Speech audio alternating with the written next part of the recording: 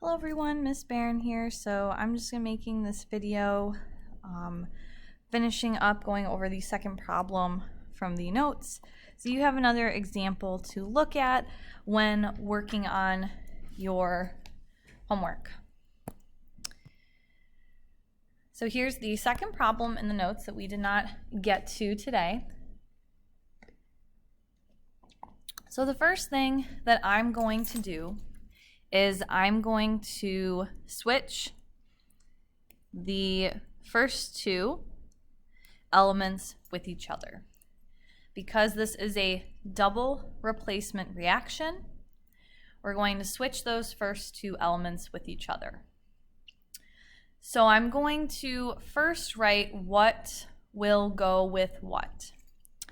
So Ba is now going to be with SO4, and the K, which is the potassium, will now be with the NO3. Notice that I'm not carrying over any of those subscripts. Because I am forming new compounds, I'm going to have to determine my charges and then do my crisscross. So let's start with this one. Okay, so I'm just showing my work and then I'm going to write my final answer here. So Ba, which is right here in group 2, that would have a charge of +2. And then SO4, that is a polyatomic ion. That is something we would find on the back of our periodic table. So on the back of our periodic table, that is sulfate, and that is SO4, and that has a charge of -2.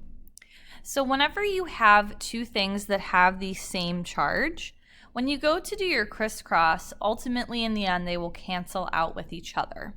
So you would just write this as Ba SO4. Now I have to figure out my other compound. So potassium, that has a charge of +1, that is in group 1.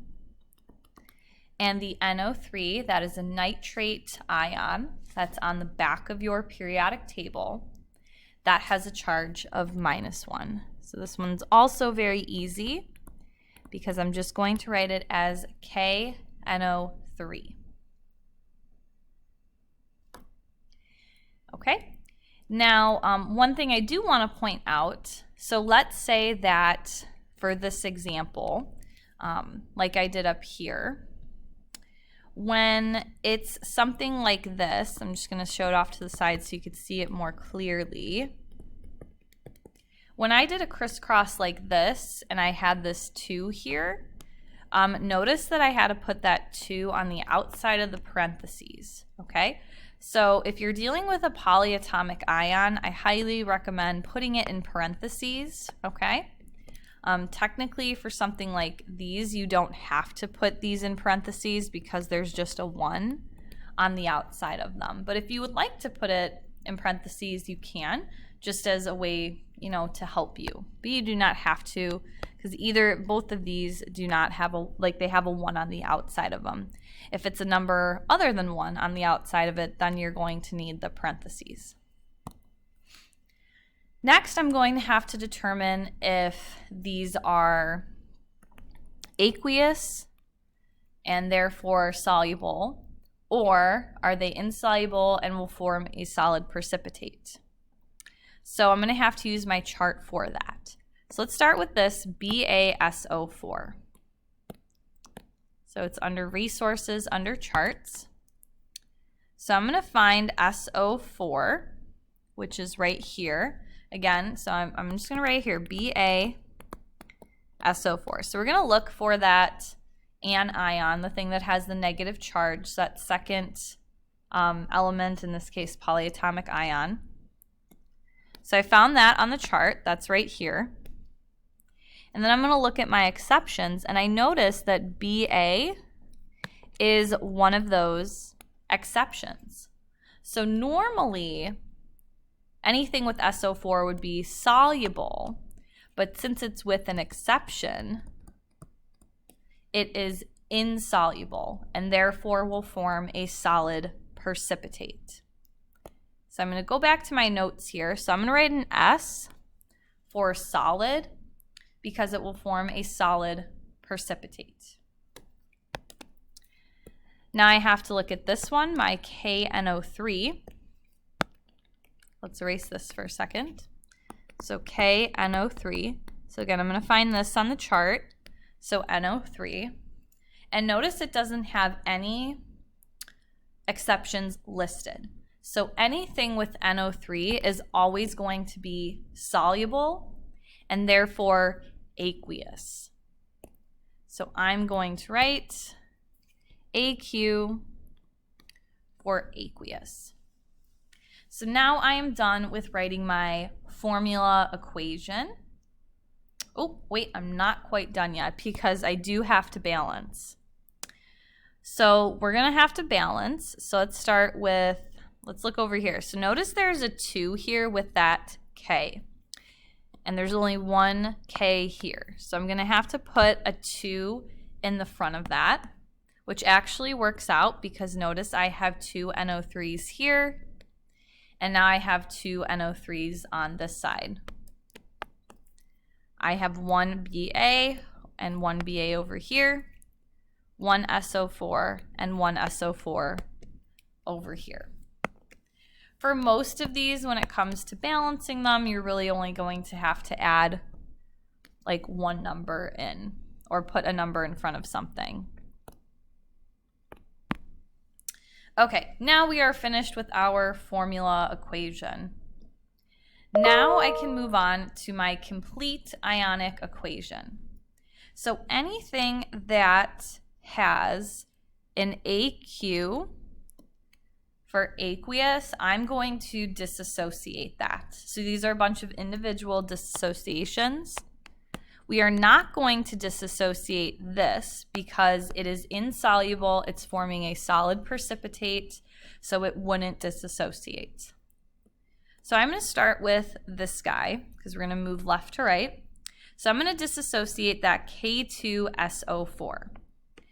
So I'm going to start with my K, and this is now an ion, so I have to write it with its charge. It has a charge of +1, and it's aqueous.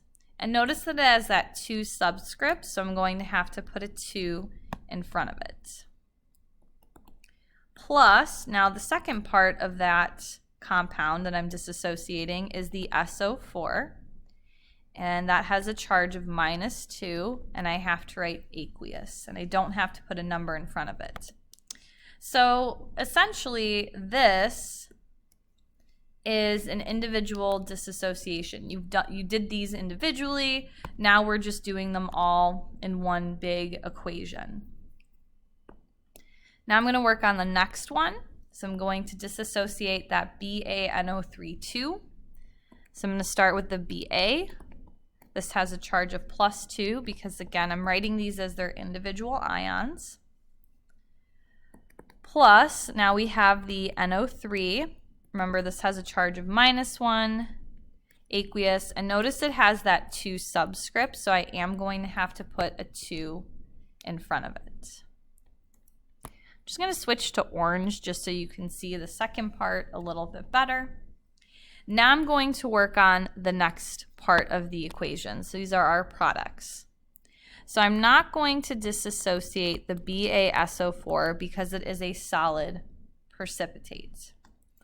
However, I am going to have to disassociate the KNO3 because it's aqueous. So since there's a 2 in the front of it, that 2 applies to everything in that compound. So again, that K has a charge of +1, aqueous. I'm going to have to put a 2 in front of that.